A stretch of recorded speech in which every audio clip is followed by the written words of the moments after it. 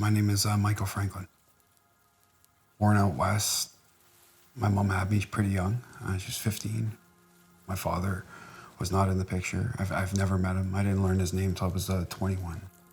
My mom did have two older brothers and my grandfather who did step in to do the best they can.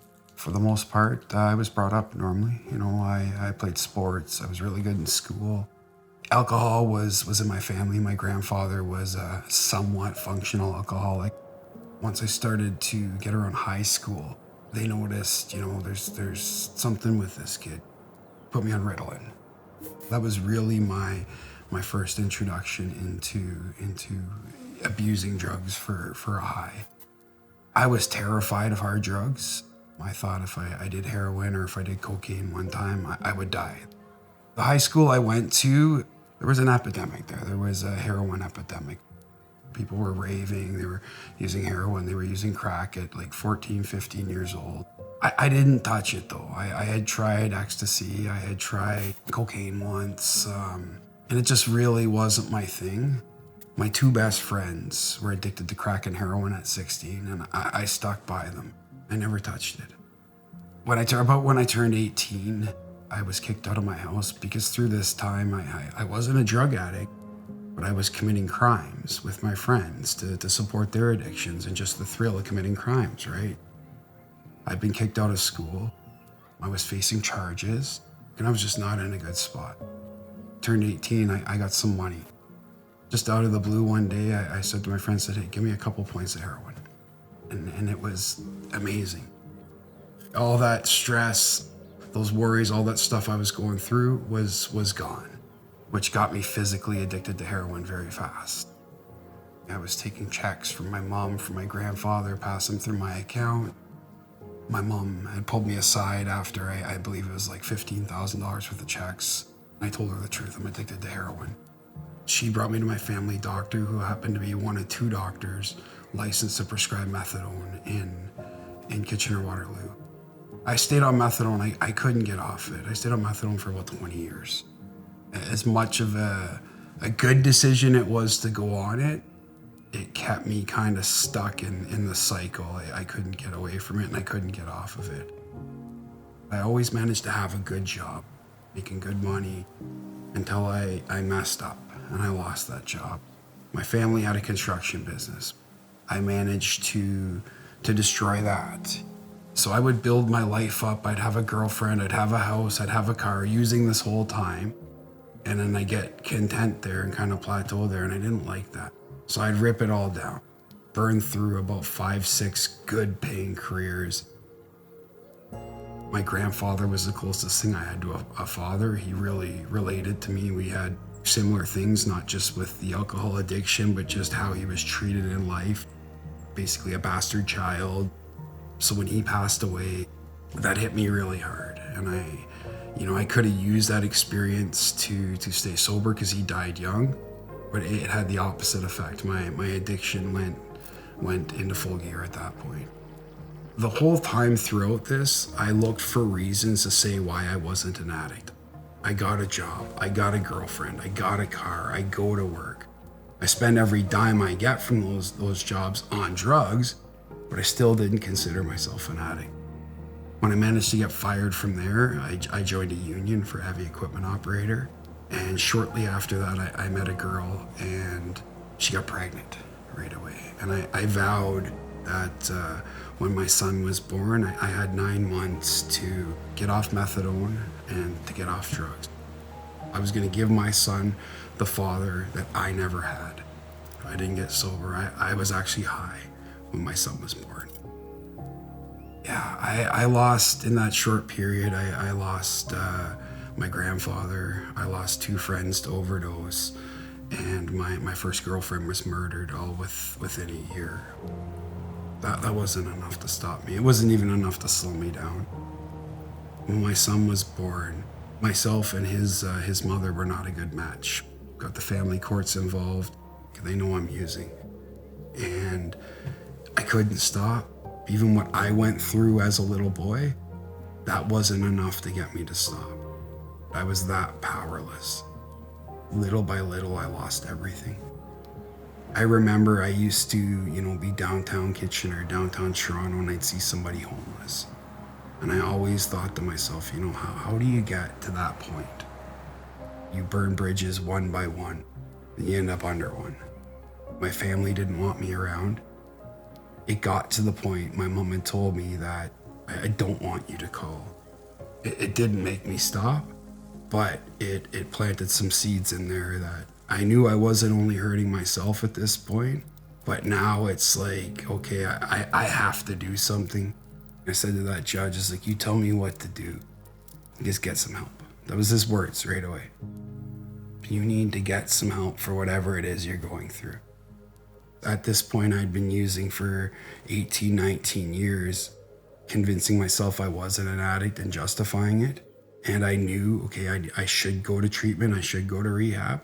But by doing that, now I'm admitting to everybody that I am an addict.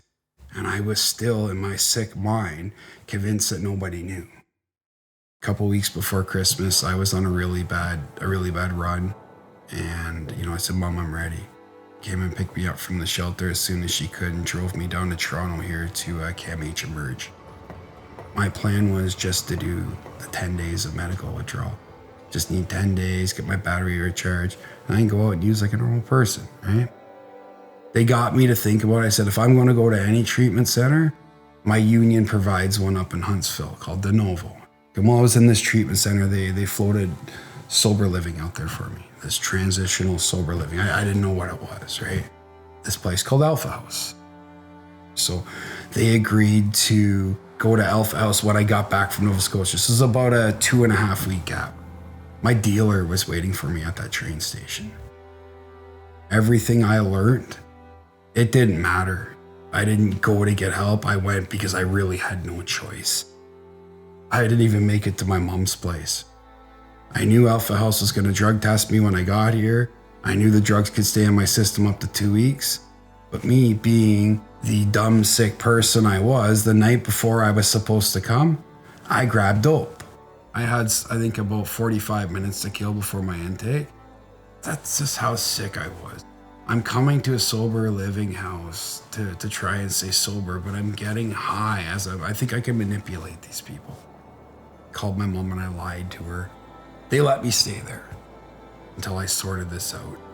Sneaking out during the day, getting my brother to drive me to meetings. He dropped me off the front door, I go out the back, I go meet the dealer, get the dope. But that did it for my mom.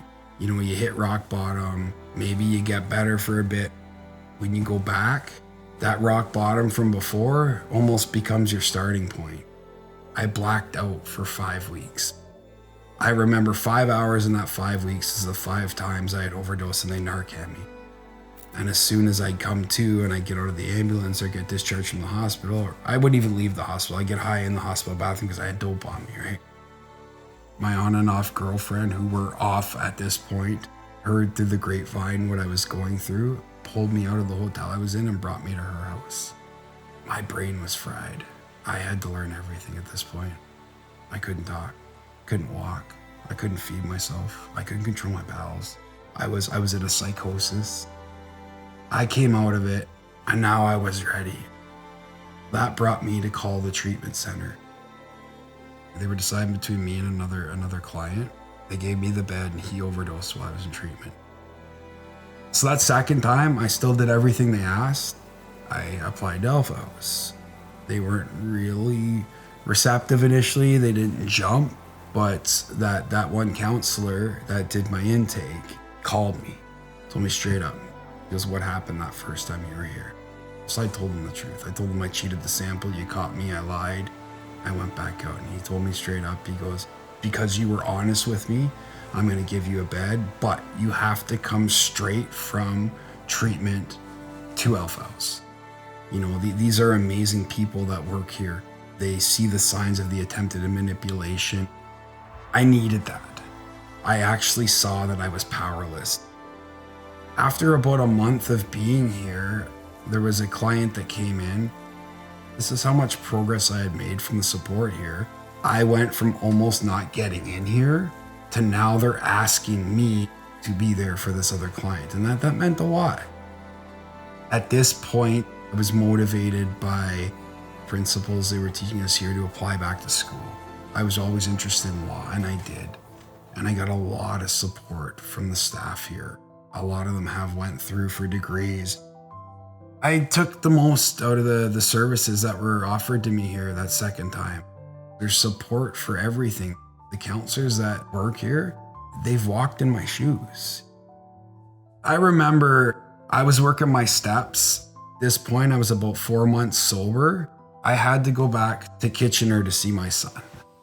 I was a little early. I ended up driving by a carpool lot that I used to sleep in my car, and it triggered me. I was like, okay, what do you do? What does Alpha House said you do in this situation? What does everybody, what have you learned? I said, call my sponsor. It goes right to voicemail. I wait a minute. I call him back again, right to voicemail. The angel and the devil are going on my shoulder here, like, oh, you could probably get away with using, you know. Subconsciously, I'm driving towards the areas that I used to buy my drugs. I try my sponsor the third time, about 10 minutes after the first time, same thing, I ran right to voicemail. I got permission to use now. The most amazing thing happened at this point. My son, 5 years old at the time, and he calls me, and all he says to me on the phone, Daddy, I love you. That's all he wanted to say. Okay, I'll see you soon, and he hung up the phone. I get off the phone with him, my mom calls me. She called me just to tell me she was proud of the person I become. As I'm on the phone talking to my mom, the treatment center I was at calls me. They just want to do an aftercare call. They want to check in with me. And I told them the truth. I said, I'm kind of jonesing right now. I want to get high. It came out of nowhere. While I was on the phone with them, my sponsor called me. So after all these calls, now I'm past the area I used to do drugs. But the fact that those 3 people called me at that moment, had I not been at Alpha House then, I would have called my sponsor probably, but I may not have called him 3 times. But that accountability, I don't want to say got me through that day, because as I said, something else was at play there, but it at least got me to do the things I was supposed to do. I believe at that point too, I was on steps 2 and 3 and really struggling with this whole higher power thing. And that was like, wow, something is out there. Something is looking out for you. Basically there's something more powerful out there than me. Because at that point I was still convinced, in my world anyways, I was the most powerful thing, even though it hadn't went well. You know, by this point now, we're getting into September 2020, school. I'm starting college. A lot of fears about that. I'd been out of school for 20 years at this point. Again, one of the counselors here, a very smart man. He was the one with the urine test, wanted me to be honest and gave me that second chance. He must have seen something in me that second time. He would take that time to explain it to me. It's just how it is here. So many different counselors specialize in different things. Yeah, they're here for a job, but they're here because they want to help and they want to make a difference. I remember I got done that first semester about the same time I finished my 12 steps. My sponsor had said to me, I remember when I sat you down that first time at Alpha House and I put the big book on the table and I said, when we finish this book, you're going to be a different person. I had just got my marks back for that first semester. My cumulative GPA for that semester was 89.8. I said I would rather have an 83 than an 89.8. My sponsor kind of interrupted me and he said, a year ago, you were homeless in a shelter. Your son wasn't in your life. Your family wasn't in your life. You had nothing. And now your biggest problem today is 0.2%. There's the progress and there's the different person. I got into Alpha House similar to Cam H, 20 some odd other guys in this house.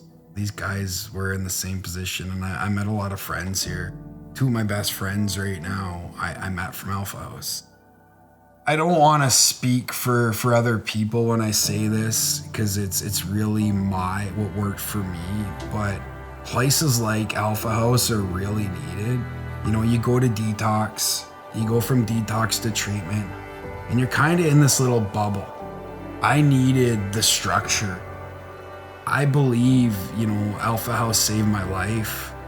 You learn how to become a functioning member again. It's a transition, and absolutely I needed that. I come back here at least a couple times a year to speak to the clients in the house. Not only did I stay sober, but all this other stuff.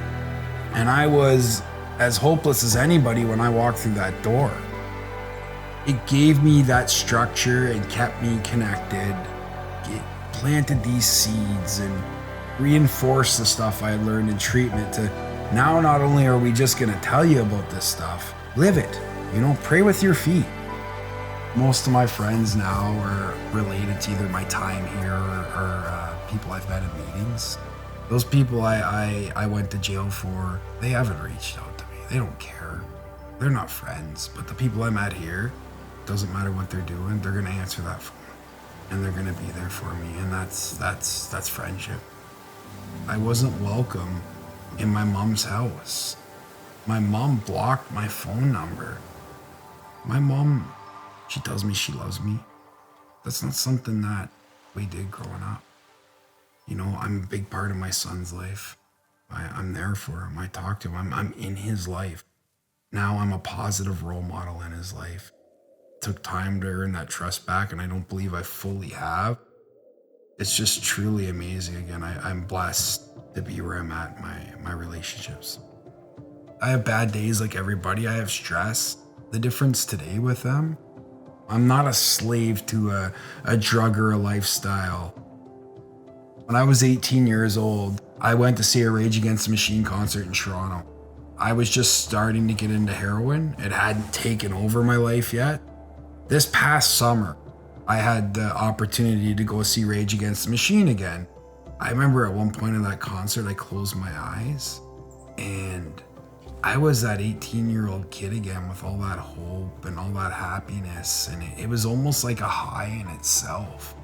Just appreciating the things in life, the humility, the gratefulness for being sober. What makes you proud today?